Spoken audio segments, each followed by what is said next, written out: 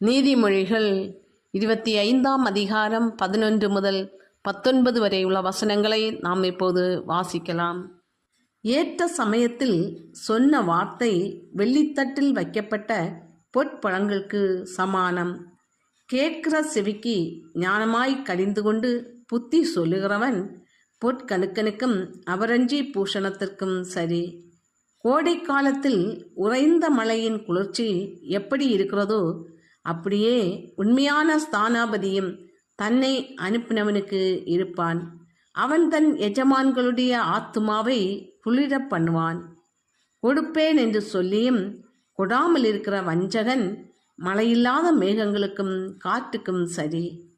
நீண்ட பொறுமையினால் பிரபுவையும் சம்மதிக்க பண்ணலாம். இனிய நாவு எலும்பையும் நொறுக்கும். தேனை கண்டுபிடித்தாயானால் மட்டாய் சாப்பிடு, மிதமிஞ்சி சாப்பிட்டால் வாந்தி பண்ணுவாய். உன் அயலான் சலித்து உன்னை வெறுக்காதபடிக்கு அடிக்கடி அவன் வீட்டில் கால் வைக்காதே.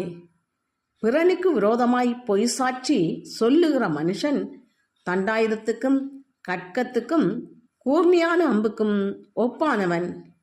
ஆபத்து காலத்தில் துரோகியை நம்புவது உடைந்த பல்லுக்கும் மொழிபுரண்ட காலுக்கும் சமானம்.